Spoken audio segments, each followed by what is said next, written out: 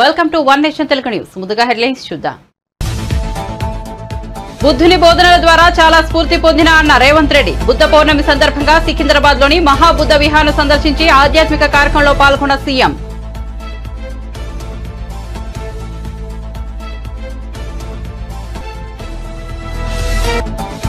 Polling రోజున EVM ధ్వంసం చేసిన పిన్నెల్లి నేడు ఏపీ హైకోర్టులో లంచ్ మోషన్ పిటిషన్ వేసిన పిన్నెల్లి విచారణ చేపట్టనున్న హైకోర్టు ధర్మాసనం.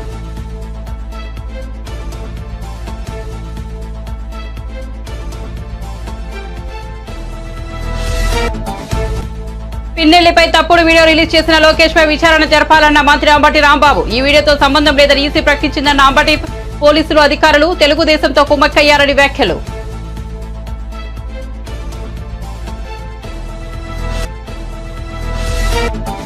బీఆర్ఎస్ నాయకుడు శ్రీధర్ రెడ్డి హత్యను నిరసిస్తూ కొల్లాపూర్ చిన్నంబావు మండల కేంద్రంలో మృతదేహంతో పాటు పెద్ద సంఖ్యలో రాస్తారోకో.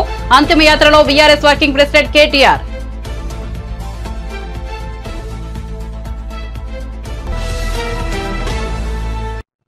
ఇక వార్త వివరాల్లోకి వెళ్తే బౌద్ధ సిద్ధాంతం చాలా గొప్పదని చెప్పారు సీఎం రేవంత్ రెడ్డి. సమాజం కోసం బుద్ధుడు ఎంతో తప్పించాడన్నారు. శాంతిని బోధించి సమాజానికి మంచి చేయాలనుకున్న బుద్ధుడు ప్రపంచానికి ఆదర్శంగా నిలిచారన్నారు. ఇవాళ బుద్ధ పౌర్ణమి సందర్భంగా సికింద్రాబాద్ లోని మహాబుద్ధ విహార్ను సందర్శించారు. ఈ సందర్భంగా ఆధ్యాత్మిక కార్యక్రమంలో పాల్గొన్నారు. గౌతమ బుద్ధుని బోధనల ద్వారా తాను చాలా స్ఫూర్తి పొందానన్నారు. బుద్ధ విహార మందిరం కోసం తెలంగాణ ప్రభుత్వం సంపూర్ణ సహకారం అందిస్తోందని తెలిపారు. ఎలక్షన్ కోడ్ ముగిసిన తర్వాత నిధులు మంజూరు చేస్తామన్నారు సీఎం. ఈరోజు పెద్దలు ఆంజనేయ రెడ్డి గారు ఆహ్వానం మేరకు ఇక్కడికి రావడం నాకు చాలా సంతోషం. ఇక్కడికి వచ్చే వరకు అట్లా ఇట్లా తిరుగుతూ వచ్చిన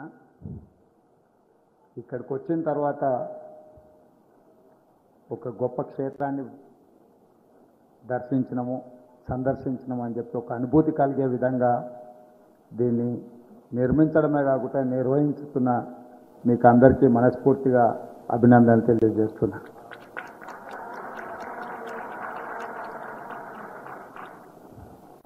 నిర్వహణ అనేది ఒక గొప్ప కమిట్మెంట్.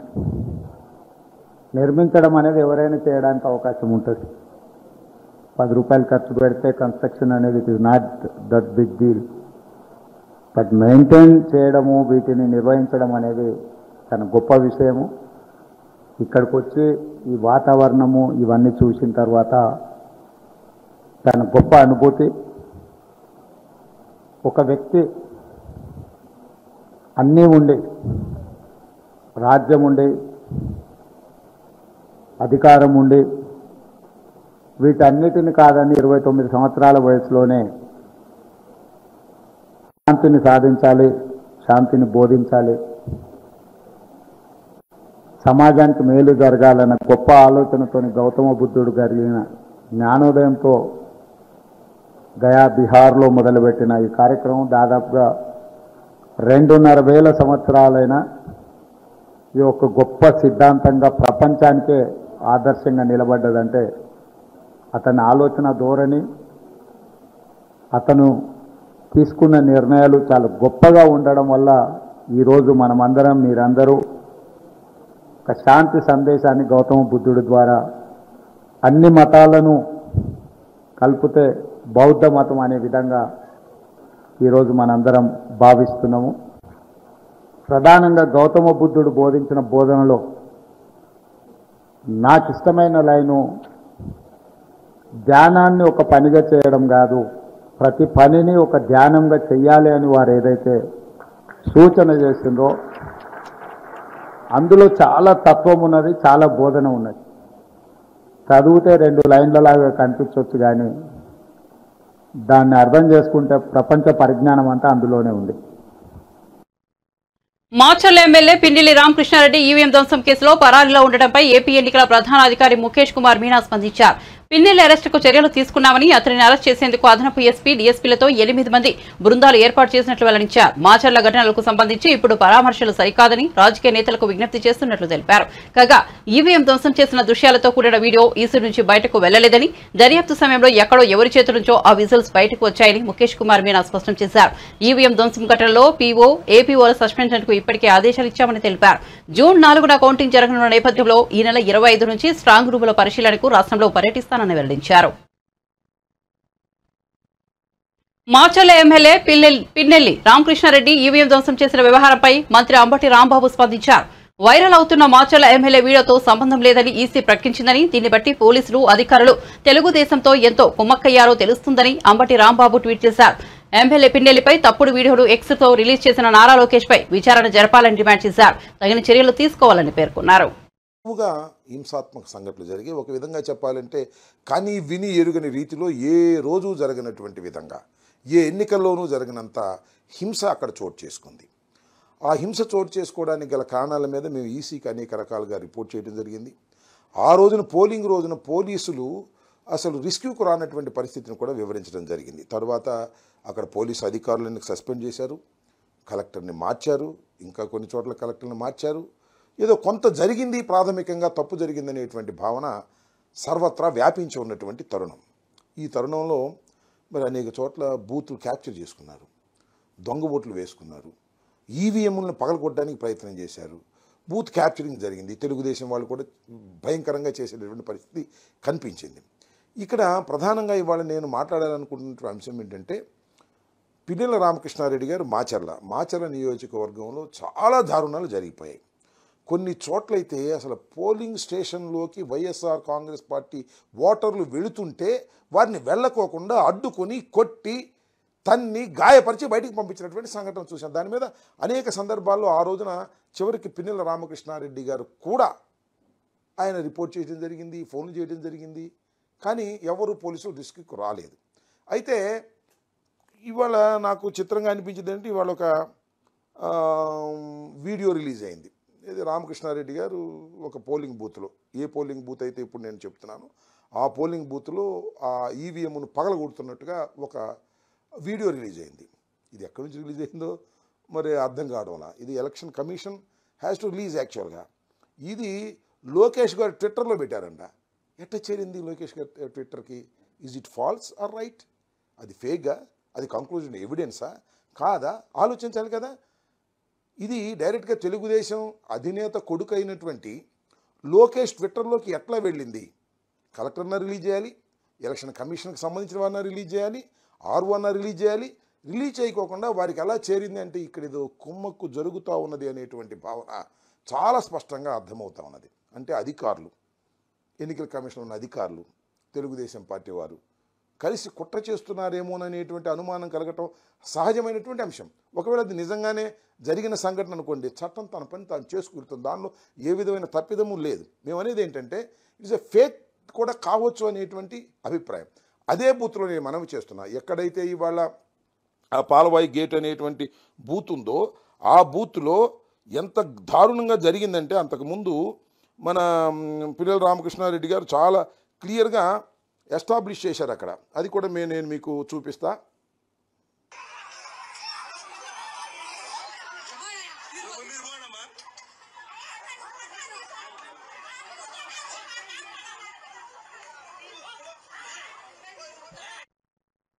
మాచర్ల నియోజకవర్గం పాల్వాయి గేట్ పోలింగ్ కేంద్రంలో ఈవీఎంను ధ్వంసం చేసిన కేసులో నిందితుడిగా ఉన్న వైసీపీ ఎమ్మెల్యే పిన్నెల్లి రామకృష్ణారెడ్డి ఏపీ హైకోర్టును ఆశ్రయించారు. ఈవీఎం ధ్వంసం కేసులో ముందస్తు బెయిల్ కోరుతూ పిన్నెల్లి మధ్యాహ్నం లంచ్ మోషన్ పిటిషన్ దాఖలు చేశారు. ఈ కేసులో తనకు ముందస్తు బెయిల్ మంజూరు చేయాలని హైకోర్టును కోరారు. ఈ అత్యవసర పిటిషన్ను ఏపీ హైకోర్టు విచారించనుంది. ఈవీఎం ధ్వంసం కేసులో పిన్నెల్లిపై పలు సెక్షన్ల కింద కేసులు నమోదయ్యాయి. వీడియో సాక్ష్యాలు ఉండటంతో ఆయనకు గరిష్టంగా 7 ఏళ్ల వరకు జైలు శిక్ష పడే అవకాశాలు ఉన్నట్లు తెలుస్తోంది.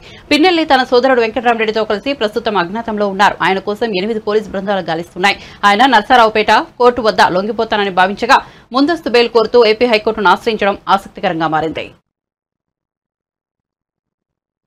ఎన్నికల కమిషన్ ఏకపక్షంగా వ్యవహరిస్తోందని వైసీపీ నాయకుడు అనిల్ కుమార్ యాదవ్ అన్నారు. పల్నాడులో గురువారం ఆయన మాట్లాడుతూ ఎన్నికల్లో వైసీపీ నాయకులే గొడవలు చేశారు, టీడీపీ నాయకులు చాలా మంచివాళ్లు అనే విధంగా పరిస్థితులను మార్చిస్తున్నారన్నారు. పల్నాడు ప్రాంతంలో మాచర్ల నియోజకవర్గంలో ఎన్నికలకు 3 రోజుల ముందుగా క్షేత్రస్థాయిలో సిబ్బందిని మార్చేశారని తెలిపారు. ఒక సామాజిక వర్గానికి చెందిన అధికారులను ఎక్కువగా నియమించారని ఆరోపించారు.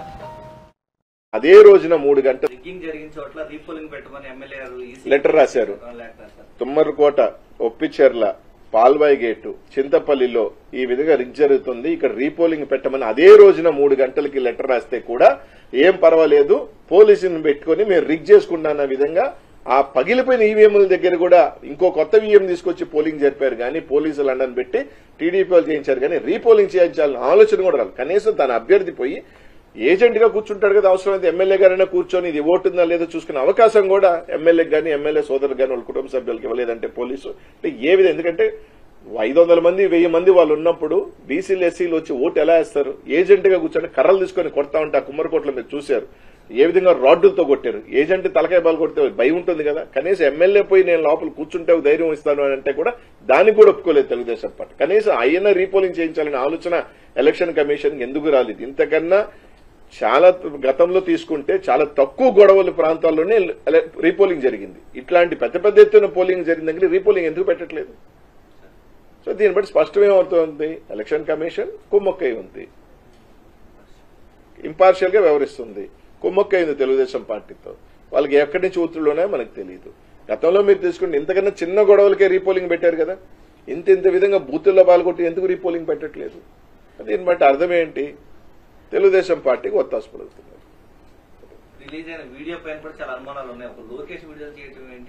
అదే చెప్పేది, లోకేష్ రిలీజ్ చేయటము తెలుగుదేశం పార్టీ గ్రూపులు రావటం నిజంగా ఒక అఫీషియల్ గా రిలీజ్ చేసినప్పుడు ఎలక్షన్ కమిషన్ లో నుంచో లేకపోతే ఎలక్షన్ కమిషన్ గ్రూపులు రావాలి. అలా కాకుండా తెలుగుదేశం పార్టీ నుంచి రావటం, లోకేష్ ట్వీట్ చేయటం, ఎలక్షన్ కమిషన్ స్పందించడం. దీని మీద అసలు నేను అడిగేది ఏంటంటే ఎవరు లీక్ చేశాడు ఇది? సరే అది తప్ప ఒప్ప దాని గురించి నేను మాట్లాడలేదు. When it is a confidential దాన్ని బయటకు వచ్చింది కదా, బయటకు వచ్చినప్పుడు కొరవ 9 ఎందుకు రిలీజ్ చేయట్లేదు?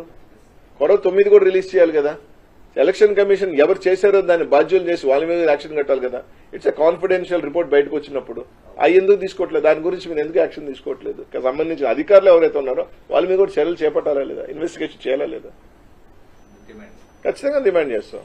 అది ఎలక్షన్ కమిషన్ వదిలేస్తున్నాం, ఇంకెంతకన్నా మీ నైతికతకు వదిలేస్తున్నాం. లెటర్ రాశారు. తుమ్మరకోట, ఒప్పిచెర్ల, పాల్వాయి గేటు, చింతపల్లిలో ఈ విధంగా రిగ్ జరుగుతుంది, ఇక్కడ రీపోలింగ్ పెట్టమని అదే రోజున 3 గంటలకి లెటర్ రాస్తే కూడా ఏం పర్వాలేదు, పోలీసుని పెట్టుకుని మీరు రిగ్ చేసుకుంటున్న విధంగా ఆ పగిలిపోయిన ఈవీఎంల దగ్గర కూడా ఇంకో కొత్త ఈవీఎం తీసుకొచ్చి పోలింగ్ జరిపారు కానీ పోలీసులు లండన్ పెట్టి టీడీపీ వాళ్ళు చేయించారు కానీ రీపోలింగ్ చేయించాలని ఆలోచన కూడా రాదు. కనీసం తన అభ్యర్థి పోయి ఏజెంట్ గా కూర్చుంటాడు కదా. లోక్సభ ఎన్నికల ఫలితాల తర్వాత బీఆర్ఎస్ ఉండదని మంత్రి కోమటిరెడ్డి వెంకటరెడ్డి జోసిం చెప్పారు. ఇచ్చిన హామీలను ప్రాధాన్యత క్రమంలో నెరవేర్చుతామని తెలిపారు. హైదరాబాద్ లో ఆయన మీడియాతో మాట్లాడారు. సీఎం రేవంత్ రెడ్డిపై కేటీఆర్ చేసిన వ్యాఖ్యలు సరికాదన్నారు. ఎన్నికల్లో బీఆర్ఎస్ అభ్యర్థులకు డిపాజిట్లు కూడా దక్కవన్న అసహనంతో కేటీఆర్ ఇష్టానుసారంగా మాట్లాడుతున్నారని ఎద్దేవా చేశారు. గ్రీటింగ్ చెప్తానికి వచ్చిన మా తమ్ముళ్లకు, అన్నలకు, చెల్లెళ్ళకి అందరూ కూడా ధన్యవాదాలు తెలియజేసుకుంటూ, ఎన్నికల రిజల్ట్ ఇంకా 4వ తారీఖు కంప్లీట్ అవుతుంది. ఆ తర్వాత బీఆర్ఎస్ పార్టీ అనే పార్టీ మొత్తం కూడా భూస్థాపితం కాబోతున్న సందర్భంలో ఫ్రస్ట్రేషన్లో ఒకవైపు ఇంట్లో ఫ్యామిలీలో వాళ్ళ చెల్లె జైల్లో ఉండడం, అది బెయిల్ రాదని తెలుసా ఆయన, ఆ ఫ్రస్ట్రేషను, పదవి పోయిందని ఫ్రస్ట్రేషను, ఏం పోయిందో కానీ కేటీఆర్ గారు ఒక చదువుకున్న వ్యక్తి, అమెరికాలో చదువుకున్నని చెప్పి చెప్పుకునే వ్యక్తి, ఆయన మాట్లాడిన మాటలు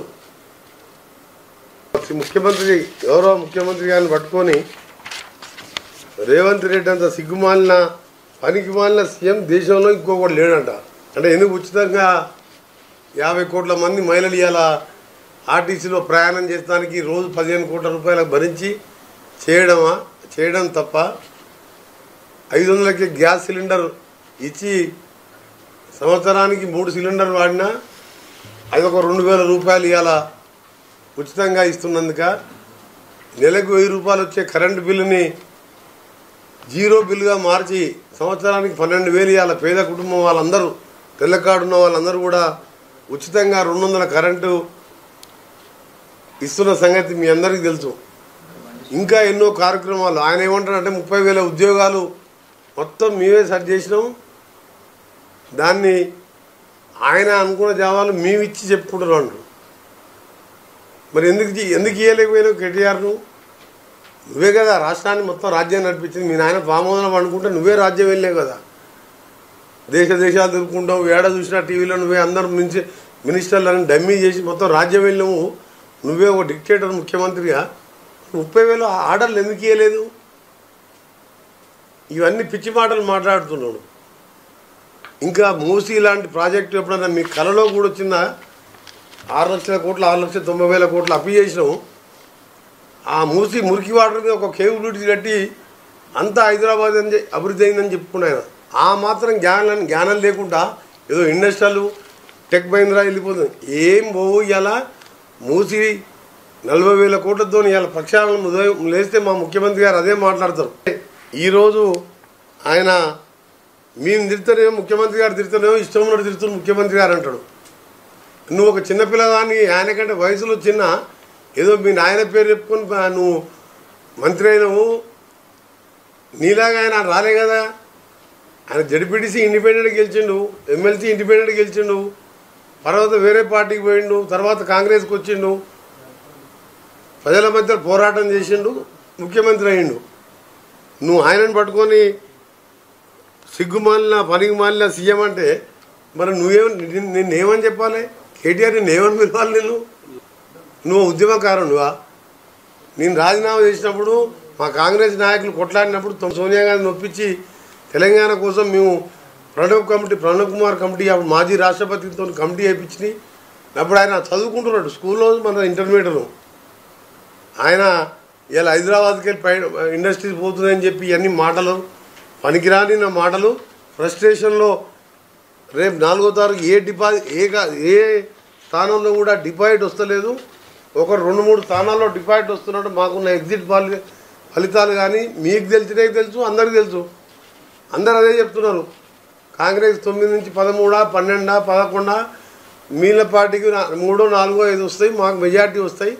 ఒక 2-3 సీట్లు టఫ్ ఉన్నా సరే మాకు 12కి తగ్గకుండా వస్తాయని నాకున్న 30 ఏళ్ళ అనుభవం. కానీ నేను అన్ని జిల్లాలతో మాట్లాడిన పార్టీ అనేది లేకుండా పోతుంది. ఒక ఎమ్మెల్యే ఉన్నాడు, ఒక కార్యకర్త ఉన్నాడు. 17 స్థానాలు 14 స్థానాలు 15 డిపాజిట్ పోయిన ఉంటాడు ఆ పార్టీలో. అసలు 10 ఏళ్ళు రాజ్యం, 10 ఏళ్ళు ముఖ్యమంత్రిగా ఉన్న పార్టీ సావు నోట్లో తలకాయ పెట్టి తెలంగాణ చెప్పి దొంగ మాటలు మాట్లాడే కేసీఆర్ గారు. కొట్లాడేది మేము, చనిపోయింది మా అమ్మ, మా పిల్లలు, శ్రీకాంత్ గారు లాంటి పిల్లలు ఎంతోమంది చనిపోతే ఆ చావులను సకల జన సమ్మె చూడలేక మేము మా సొంత పార్టీ నానాళ్ళు వాడు మంత్రి పదవి రాజీనామా చేసి నిరాహార దీక్ష రోడ్డు మీద చేసినాం. ఈయన మోడీతో కలిసే ఉన్నాడుగా మిత్రపక్ష. పౌర సరఫరాల శాఖ మంత్రి ఉత్తమ్ కుమార్ రెడ్డి తాను చేసిన ఆరోపణలకు సమాధానం చెప్పలేక మొహం చాటేశారని బీజేఎల్పీ నేత ఏలేటి మహేశ్వర్ రెడ్డి ఆరోపించారు. నాంపల్లిలోని బీజేపీ కార్యాలయంలో ఆయన మీడియాతో మాట్లాడారు. తనపై పోలీసులకు ఫిర్యాదు చేయించి కేసు పెట్టించారని తెలిపారు. తాను పూర్తి వాస్తవాలతో చర్చకు సిద్ధంగా ఉన్నానని చెప్పారు. సిట్టింగ్ జడ్జి విచారణకు రెడీ అని పేర్కొన్నారు. మంత్రి తాను మాట్లాడలేక అధికారులతో స్టేట్మెంట్ ఇప్పించారని ఆరోపించారు. పీసీసీ వర్కింగ్ ప్రెసిడెంట్ జగ్గారెడ్డికి పౌర సరఫరాల శాఖపై అవగాహన లేదన్నారు. తాను బాధ్యత గల ప్రజాప్రతినిధిగా సివిల్ సప్లై శాఖలో అవినీతిని బయటపెట్టానని చెప్పారు. దానికి సమాధానం చెప్పడం లేదని అన్నారు.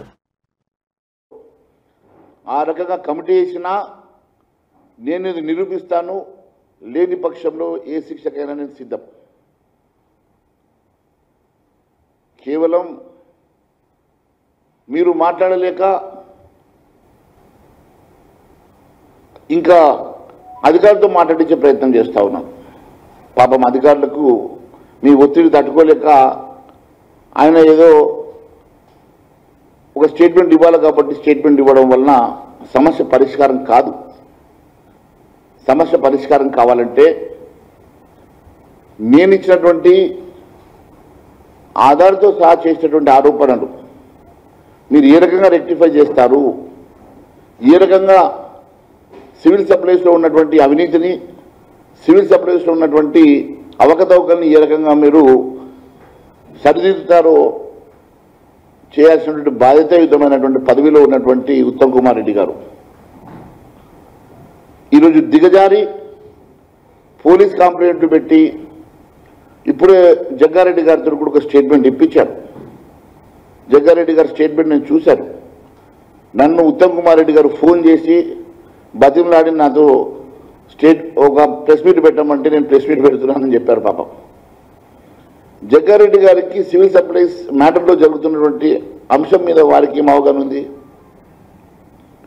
మీరు మంత్రిగా నేను చేసినటువంటి ఆరోపణలు, నేను సంధించినటువంటి ప్రశ్నలకు సమాధానం మీరు చెప్పాలి. నేను ఒక ప్రజాప్రతినిధిగా, భారతీయ జనతా పార్టీ శాసనసభ పక్ష నేతగా ఆధారంతో సహా నేను చాలా అంశాలని, చాలా ప్రశ్నలని సంధించి దాంట్లో జరుగుతున్నటువంటి అవకతవకలు వెలికితీస్తే వాటిని సరిచేస్తామనో లేకుంటే వాళ్ళ మీద చర్యలు తీసుకుంటామనో చెప్పాల్సినటువంటి మీరు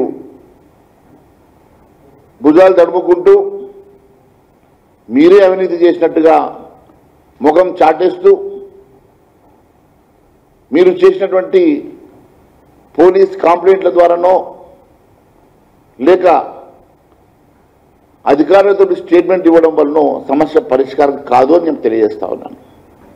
మంత్రి గారు, మీరు ఏ రోజు వస్తే ఆ రోజు చర్చకు సిద్ధం. నేను దానికి ముందు ఒక 4-5 అంశాలు నేను మీ దృష్టికి తీసుకొస్తా ఉన్నా. మొన్న విశాఖపట్నం జిల్లాలోని సింహాచలం క్షేత్రానికి గురువారం భక్తులు పోటెత్తారు. వైశాఖ పౌర్ణమి సందర్భంగా అప్పన్న స్వామి దర్శనానికి పెద్ద సంఖ్యలో భక్తులు తరలివచ్చారు. అర్చకులు సంప్రదాయబద్దంగా స్వామివారికి చందన సమర్పణ పూర్తి చేశారు. తెల్లవారుజామున 2 గంటలకు స్వామివారికి మేల్కొల్పు పలికారు. సుప్రభాత సేవలు నిర్వహించి సుగంధ ద్రవ్యాలు మిళితం చేసి సిద్ధం చేసిన శ్రీగంధాన్ని స్వామికి సమర్పణ చేశారు. స్వామివారి నిజరూప దర్శనం కోసం వైశాఖ పౌర్ణమి ఉత్సవం సందర్భంగా ఉత్తరాంధ్ర, కోస్తా ప్రాంతాల నుండి భక్తులు పెద్ద సంఖ్యలో వచ్చారు. వరాహ పుష్కరిణిలో పుణ్యస్నానాలు ఆచరించి స్వామిని దర్శించుకున్నారు. ఈ సందర్భంగా భక్తులకు ఇబ్బంది కలగకుండా ఏర్పాట్లు చేసినట్లు సింహాచలం ఈవో తెలిపారు.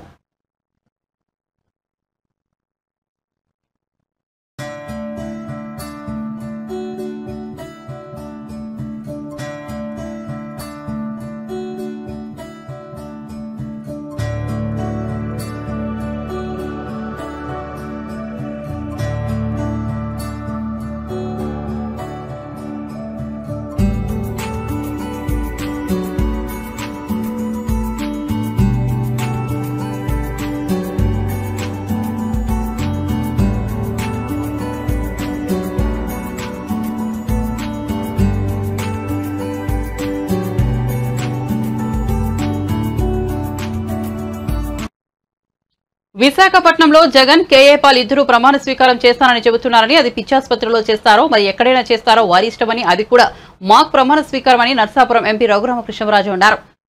అంబేద్కర్ కోనసీమ జిల్లా రావులపాలెంలో తెలుగు యువత జిల్లా అధ్యక్షుడు చిలువూరి సతీష్ రాజు ఆధ్వర్యంలో కార్యకర్తలు, నాయకులు ఘనస్వాగతం పలికారు. సతీష్ రాజు స్వగృహం వద్ద కార్యకర్తలు, నాయకులతో రఘురామకృష్ణరాజు సమావేశమయ్యారు. అనంతరం వాడపల్లి వెంకటేశ్వర స్వామి వారిని దర్శించుకుని ప్రత్యేక పూజలు నిర్వహించారు.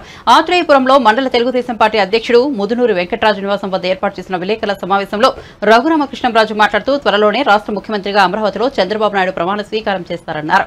కూటమికి 125 సీట్లు తగ్గకుండా వస్తాయన్నారు. జూన్ 9వ తేదీన జగన్ ప్రమాణ స్వీకారం చేస్తానని అంటున్నారని, అలాగే కేఏ పాల్ కూడా విశాఖపట్నంలో చేస్తానంటున్నారని, ఇద్దరు కూడా పిచ్చాసుపత్రిలో చేస్తారన్నారు. అది కూడా మాక్ ప్రమాణ స్వీకారం అన్నారు. వైఎస్ఆర్సీపీ ఎమ్మెల్యే పిన్నెల్లి రిగ్గింగ్ ఆపడానికి వెళ్లారని సాక్షి పేపర్లో రాయడం విడ్డూరంగా ఉందన్నారు. రిగ్గింగ్ ఆపడానికి వెళ్తే ఎందుకు పారిపోవలసిన పని వచ్చిందన్న పేర్కొన్నారు. విశాఖపట్నంలో ప్రమాణ స్వీకారం చేస్తానని అన్నారు. 151 పైగా స్థానాలు వస్తాయన్నారు. అదే విశాఖపట్నం నుంచి కేఏ పాల్ గారు ఎంపీగా పోటీ చేశారు. ఆయన నాకు 10 లక్షల ఓట్లు, 15 లక్షలకు గాను 10 లక్షల ఓట్లు పోలేనివి. విశాఖపట్నం ఎంపీగా నా పని నేను ఆల్రెడీ ప్రారంభిస్తాను అని చెప్పిన సందర్భంగా మీలాంటి విలేకరులు అడిగారు, మరి ఎన్ని స్థానాలు వస్తాయి అనుకుంటున్నారు అంటే 150 ఖచ్చితంగా వస్తాయి. ఏమో ఈ ట్రెండ్ ఇలాగే ఉంటే 175 వచ్చినా పర్వాలేదు అని పాల్ గారు అన్నారు. పాల్ గారికి ఏదైతే 175 అన్నారో జగన్మోహన్ రెడ్డి గారికి తరఫున బొత్స సత్యనారాయణ గారు కూడా 175 వస్తాయని చెప్పారు. పాల్ గారు వైజాగ్లోనే ప్రమాణ స్వీకారం చేస్తా అన్నారు. జగన్ గారు వైజాగ్లోనే ప్రమాణ స్వీకారం చేస్తానంటున్నారు. సో ఈ రెండు విడివిడి వార్తలు మీరు కలిపి మీరే చదువుకోండి, దాన్ని బట్టి మీరు అర్థం చేసుకోండి. ఖచ్చితంగా 125 స్థానాలకి తగ్గకుండా తెలుగుదేశం పార్టీ కూటమి అంటే తెలుగుదేశం, జనసేన, భారతీయ జనతా పార్టీల కూటమి కలిసి లీస్టుగా సాధించబోతున్నాయి. అది మరింత పెరగవచ్చు. ఎందుకంటే నేను వాళ్ళకిలాగా పిచ్చోళ్ళలాగా నేను మాట్లాడను. 175 వస్తాయని ఇలాంటి పిచ్చి మాటలు మాట్లాడను. ఖచ్చితంగా వచ్చే స్థానాలే సర్వేలు చూసి మేము చేయించిన సర్వేలు కానీ ఇతరులు చేసిన సర్వేలు కానీ అవి ఇవి క్రాస్ వెరిఫై చేసుకుని ఏదన్నా చెప్పాము అంటే ఒక క్రెడిబిలిటీ అనేది గత 4 ఏళ్లుగా నాకు ఏర్పడింది. కాబట్టి రాజుగారు ఏది పడితే అది లూజుగా మాట్లాడడం అని అందరూ అనుకుంటారు. కాబట్టి నేను ఏది చెప్పినా కూడా ఒక ప్లస్ ఆర్ మైనస్ ఒక 5 లాగా ఉండాలి తప్ప చిల్లర వ్యక్తుల్లాగా చిల్లర మాటలు మాట్లాడకూడదు. నేను చెప్పొచ్చు 175 మాకు వస్తున్నాయని, దరిద్రంగా ఉంటుంది, చెప్పకూడదు. సో కాబట్టి 125 సీట్లకు తగ్గవు. మంచి ఇంకా పైచీలకు ఓట్లు మొన్న ఎలక్షన్ జరిగిన ఆ ప్యాటర్న్ చూస్తే ప్రజలు ఎంతో ఓపికగా రాత్రి కొన్ని చోట్ల 12 దాటింది, అయినా ఒక లక్ష్యంతో ఒక కక్షతో ఓట్లు వేసినట్టుగా అనిపించింది. కక్ష గత ప్రభుత్వం మీద 5 ఏళ్ల క్రితం ఓడిపోయిన ప్రభుత్వం మీద ఉండే అవకాశం లేదు.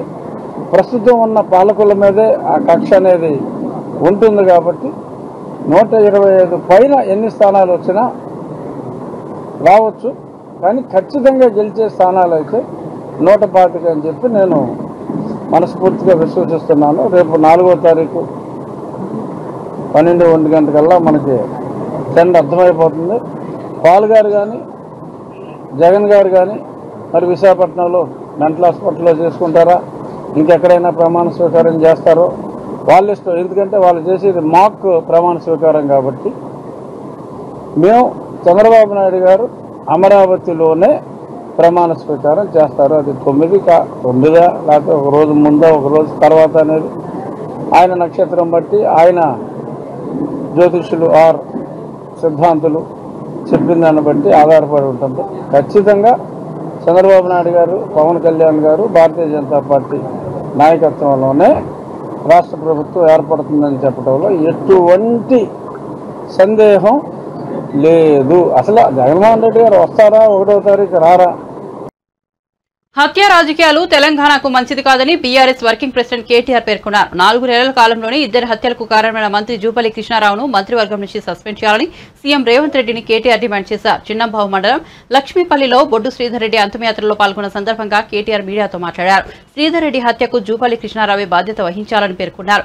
ఇది మొదటి హత్య కాదు, పేరుకేమో ప్రజాపాలన, చేస్తున్నది ప్రతీకార పాలన. ప్రతీకారంతో రగిలిపోతూ ఎన్నికల్లో ఒత్తాసు పలకని వారి మీద ప్రతీకారం తీర్చుకునే దిక్కుమాలిన పాలన. ఇది కాంగ్రెస్ పాలన. ఈ హత్యకు ప్రభుత్వమే బాధ్యత వహించాలని తెలిపారు. ప్రతీకారంతో రగిలిపోతూ ఎన్నికల్లో తనకు వత్తాసు ఎవరెవరు పలకలేదో వారి మీద ప్రతీకారం తీర్చుకునే దిక్కుమాలిన పాలన ఇది కాంగ్రెస్ పాలన. ఇవాళ ఈ దారుణమైన హత్యకు ప్రధానంగా బాధ్యత తీసుకోవాల్సింది ప్రభుత్వమే. అందులో ముఖ్యంగా నేను ముఖ్యమంత్రి రేవంత్ రెడ్డిని డిమాండ్ చేస్తా ఉన్నా. ఈ మంత్రి కొల్లాపూర్లో మన తెలంగాణలో ఎక్కడా లేని ఫ్యాక్షన్ సంస్కృతిని ఇక్కడ తెచ్చి జనవరిలో మల్లేష్ యాదవ్ మృతికి కారణమైనారు. మరి ఈరోజు శ్రీధర్ రెడ్డి గారి మృతికి కూడా కారణమైనారు. ఒకటే నియోజకవర్గంలో 4 నెలల వ్యవధిలో 2 హత్యలు జరిగినాయంటే మరి మంత్రి గారి ప్రోద్బలం లేకుండా, మంత్రి గారి ప్రమేయం లేకుండా ఆయన అనుచరులు ఇంత దారుణాలకు తెగబడరు. ముందుగా రేవంత్ రెడ్డికి నిజంగానే చిత్తశుద్ధి ఉంటే శ్రీధర్ రెడ్డి హత్య విషయంలో ముందుగా మంత్రి గారిని బర్తరఫ్ చేసి తన చిత్తశుద్ధిని చాటుకోవాలి. నెంబర్ 1. రెండవది, మాకు ఈ రాష్ట్రంలో ముఖ్యంగా స్థానికంగా ఉండే పోలీస్ వ్యవస్థ మీద మాకు నమ్మకం లేదు. ఖచ్చితంగా అయితే ఒక స్పెషల్ ఇన్వెస్టిగేషన్ టీం వేసి ఎంక్వైరీ చేయడమా, లేదా ఒక వరుస హత్యల మీద ఒక జ్యుడిషియల్ ఎంక్వైరీకి కాల్ చేయడమా, ఈ రకంగానన్నా ప్రభుత్వం తన చిత్తశుద్ధి చాటుకోవాలి. ఒకవేళ నిజంగానే ఇందులో ప్రభుత్వ పాత్ర లేకపోతే, మంత్రి పాత్ర లేకపోతే నిష్పక్షపాతంగా విచారణ జరగడానికి సహకరించాలి. సరిగ్గా 15 రోజుల కిందట మరి మా నాయకులు వారం 10 రోజుల కిందట నిజానికి మా ఆర్ఎస్ ప్రవీణ్ కుమార్ గారు, గువల బాలరాజ్ గారు, హర్షవర్ధన్ రెడ్డి గారు, మరిజనార్దన్ రెడ్డి గారు డీజీపీని కూడా కలిసినారు. కలిసి ఈ ప్రాంతంలో కొత్తగా ఒక హింసాయుతమైన సంస్కృతి కొత్తగా కనబడతా ఉన్నది. గ్రామీణ ప్రాంతాల్లో దాడులకు తెగబడుతున్నారు, చెలరేగిపోతున్నారు, పోలీసులు ప్రేక్షక పాత్ర వహిస్తున్నారు. బులెటిన్ ముగించే ముందు హెడ్లైన్స్ మరోసారి చూద్దాం. బుద్ధుని బోధనల ద్వారా చాలా స్ఫూర్తి పొందినారన్న రేవంత్ రెడ్డి. బుద్ధ పూర్ణిమ సందర్భంగా సికింద్రాబాద్ లోని మహాబుద్ధ విహార్ను సందర్శించి ఆధ్యాత్మిక కార్యక్రమంలో పాల్గొన్న సీఎం.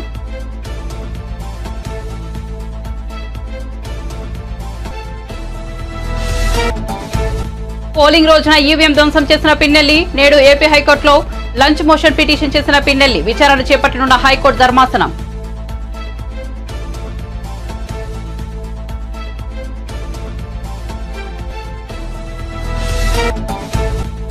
పిన్నెల్లిపై తప్పుడు వీడియో రిలీజ్ చేసిన లోకేష్ పై విచారణ జరపాలన్న మంత్రి అంబటి రాంబాబు.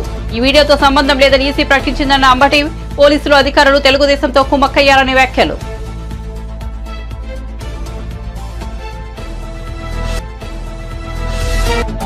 బీఆర్ఎస్ నాయకుడు శ్రీధర్ రెడ్డి హత్యను నిరసిస్తూ కొల్లాపూర్ చిన్నబాబు మండల కేంద్రంలో మృతదేహంతో పాటు పెద్ద సంఖ్యలో రాస్తారోకో. అంతిమయాత్రలో బీఆర్ఎస్ వర్కింగ్ ప్రెసిడెంట్ కేటీఆర్.